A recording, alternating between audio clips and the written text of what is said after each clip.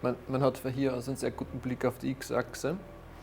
Ich habe das hier so zusammengebaut und versucht einzurichten, was grundsätzlich sehr gut funktioniert hat. Das Einzige, was mir aufgefallen ist, ist, dass ich eine kleine Abweichung im Winkel habe, was alles andere als gut ist. Man kann das sehr gut mit dem Haarwinkel messen.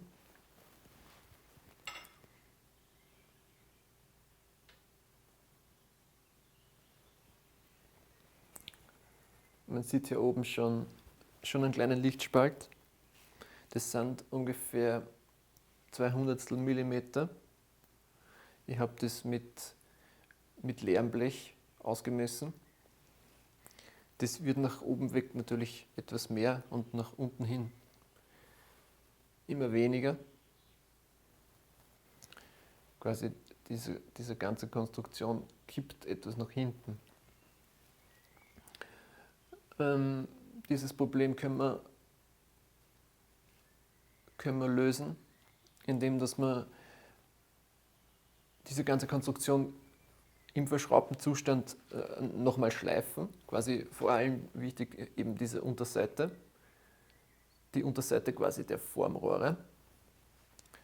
Man kann von hinten sehen, eben die Kamera kurz dorthin positionieren.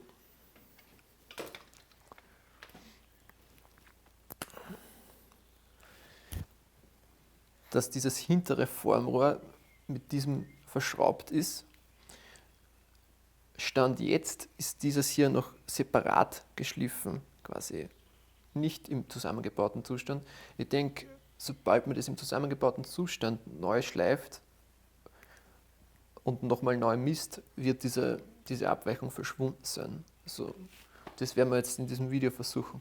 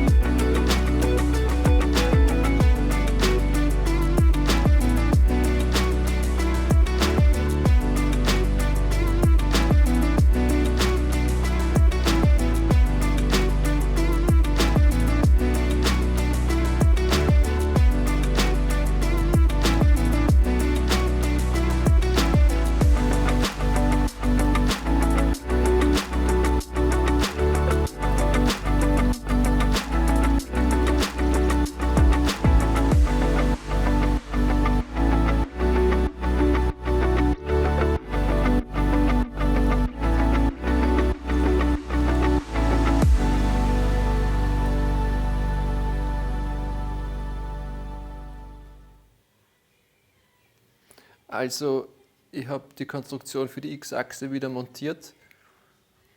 Jetzt werde ich versuchen, das Ganze einzurichten.